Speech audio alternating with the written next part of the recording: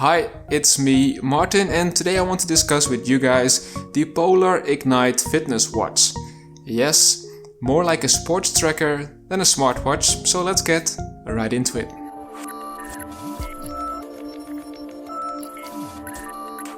So first things first, a few basics. Color touchscreen display, Sony GPS chipset, optical heart rate sensor, Bluetooth smart sensor support, waterproof up to 30 meters and swappable straps. All of that is packed in a watch that has smartwatch looks, but is definitely more like a fitness tracker. They also packed it with a couple of brand new features for Polar, namely nightly recharge, sleep plus stage, FitSpark and Serene. The Polar Ignite fitness watch reminds me of my very first smartwatch. Who remembers the good old Moto 360 watch? Well, this one, the Polar Ignite, looks pretty similar because it has the same black bar at the bottom of the display. I have no idea though why Polar couldn't make this display round. Maybe it's because the watch needs to be grounded in order to register your touches, but to be honest, it doesn't really bug me at all. The display itself looks pretty fine. It's a full color touch display that's bright and pretty good for sunny outdoor usage. It also has good viewing angles, but the contrast is on the low side. And for those wondering, there is unfortunately no feature to have the display always on. But interestingly, after a workout or fitness test, the display won't turn off by itself. And another strange thing is the physical back button and swipe right to return gesture. The button always works, but the swipe right to return feature is only in certain menus available. Let's talk about those new features, which are super interesting because they basically build on top of each other. Okay, good night.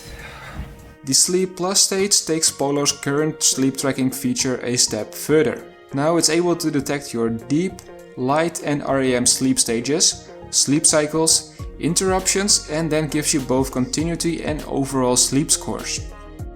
I've been a fan of Huawei's sleep tracking feature, but I feel Polar takes it a step further. I believe the interruptions are precise, as when my girlfriend moves in bed or went out of bed, it registered even the smallest amount of interruptions.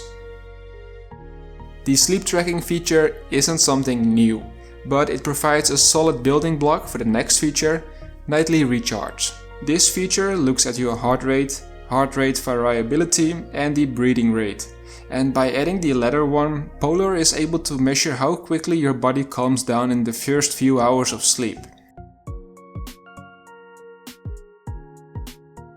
This starts to register after your third night of sleeping with the Polar watch, so keep that in mind. And after wearing the watch for almost a week now, I think the first results look very promising and interesting.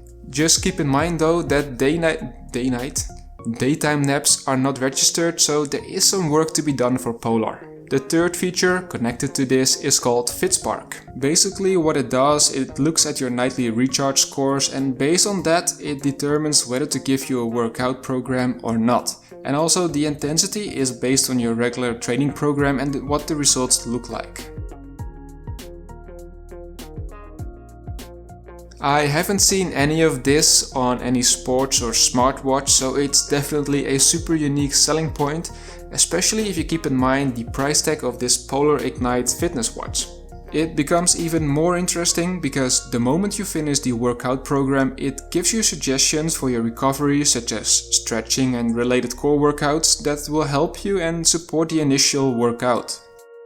It's just not blindly following the program and steps because it's on the list, and therefore it's definitely a smart watch, even though they don't advertise it as one at all.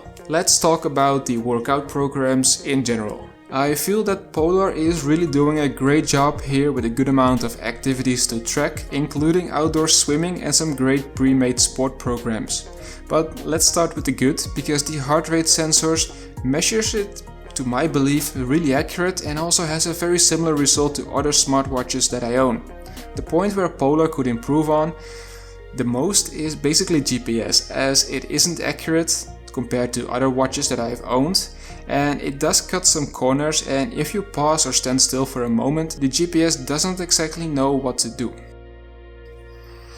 And no, I didn't go for Burger King over there.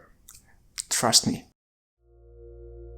Please keep in mind that there's no music or storage onto the watch, so that might be a big deal breaker to you guys. Also, there's no NFC, and on top of that you need to manually sync the watch to your phone, so notifications are definitely a no-go.